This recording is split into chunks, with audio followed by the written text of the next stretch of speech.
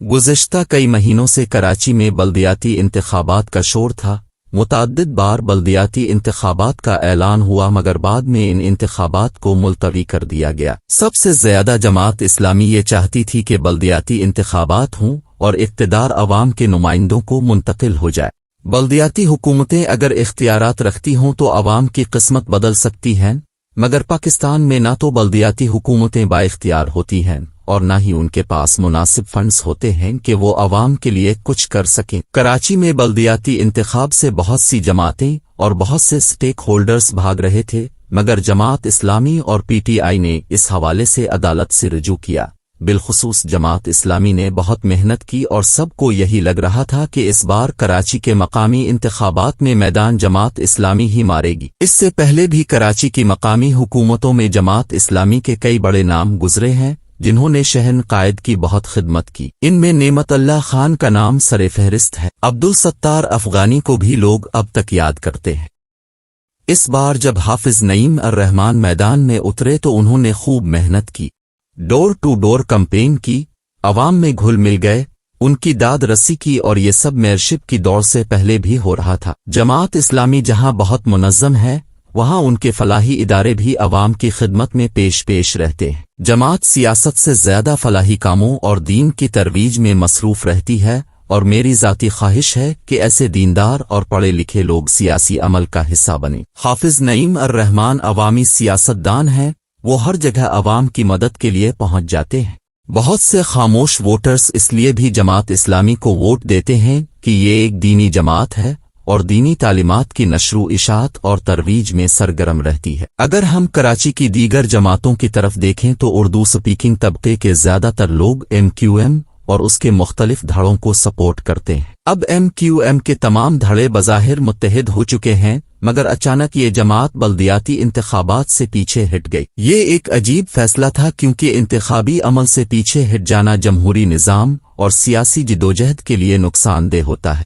मुल्की तारीख में कोई भी जमात आज तक इलेक्शन के बाइकॉट से अपने मकासद हासिल नहीं कर सकी। जिन भी जमातों ने इलेक्शन का बाइकॉट किया वो उनका फैसला बाद में गलत ही साबित हुआ।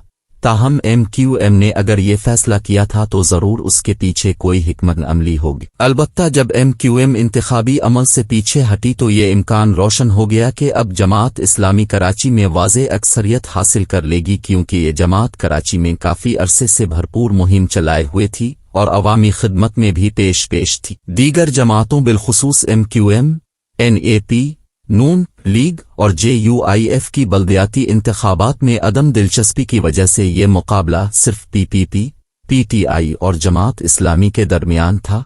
ताहम PTI इन इंतखाबात में तैयारी के साथ नहीं उतरी। शायद वहां पर यह जमात मुत्तहिद नहीं है और अगर यही हाल रहा तो आम इंतखाबात में क्या होगा, ये एक बहुत बड़ा सवाल है। इमरान खान को चाहिए कि कुछ दिन कराची में क़याम करें और सिंध में PTI के तंजीमी स्ट्रक्चर पर नज़रसानी करे। तहरीक इंसाफ की कराची में कारकर्दगी बिलखुसूस बल्दियाती इलेक्शन में परफॉर्मेंस बिल्कुल भी मुतासिर कुन नहीं रही। इलेक्शन के बाद ये कह देना कि हमारी तैयारी नहीं थी और वोटर्स और अवाम के साथ एक मजाक है। हर जमात को हर इलेक्शन में हिस्सा लेना चाहिए।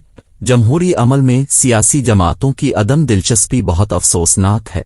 उधर पंजाब की कुर्सी के लिए तो घुमसान का रन पड़ा रहा, लेकिन कराची जैसे बड़े शहर की मेयरशिप में अदम दिलचस्पी पर मुझे MQM, ANP और मुस्लिम लीग नून पर शदीद हैरत है। अलबत्ता जमात इस्लामी ने डटकर मुकाबला किया और इससे ये उम्मीद भी उभरी है कि अगर आइंदा आम इंतखाबात शफाफ तरीके से हुए तो जमात इस्लामी एक बार फिर बड़ी कुव्वत बनकर वफाक और सूबों में छा जाएगी। हालिया सैलाब में जमात इस्लामी की रिफाही तंजीम ने बहुत काम किया और हर किसी ने इसकी तहसीन की। ये फलाही जमात अवाम की इमदाद और चंदों पर ही चल रही है और ये अवाम का एतमाद है जो वो जमात इस्लामी पर करते हैं, वरना अब ज्यादातर लोग सियासी जमातों से दूर रहते हैं और इंतखाबी अमल से भी कुदरत फासला रखते हैं। वो रोटी और कपड़ा और मकान की दौड़ में फंसे हुए हैं, बल्कि अब उन चीजों का हुसूल भी उनके लिए मुश्किल तर हो गया है। जब कराची के बल्दियाती इंतखाबात के दूसरे मरहले के नताइज सामने आना शुरू हुए तो जमात इस्लामी का पल्ला भारी था, लेकिन फिर गेम तब्दील हो गई और सिंध की हुक्मरान जमात पीपल्स पार्टी बल्दियाती इंतखाबात में मैदान मारने लगी। जरूर अवाम इसकी कारकर्दगी से खुश होंगे, इसीलिए इसको मैंडेट मिला تاہم اس کے سیاسی حریف اس پر دھاندلی کا الزام لگا رہے ہیں۔ ویسے ہماری سیاسی روایت یہی رہی ہے کہ جس صوبے میں جس جماعت کی حکومت ہو وہیں الیکشنز میں اسی جماعت کا پلہ بھاری رہتا ہے۔ عوام تو خیر کسی کھاتے میں آتے ہی نہیں۔ ایک مدت ہوئی ان کا مینڈیٹ چوری ہو رہا ہے، وہ ووٹ کسی اور کو دیتے ہیں اور نکلتا کسی اور کے نام ہے۔ جب تک ایک دوسرے کا مینڈیٹ تسلیم نہیں کیا جائے گا معاملات حل نہیں ہوں گے۔ سب کا اپنا اپنا مینڈیٹ اور اپنا اپنا ہیلامقاف اثر ہے۔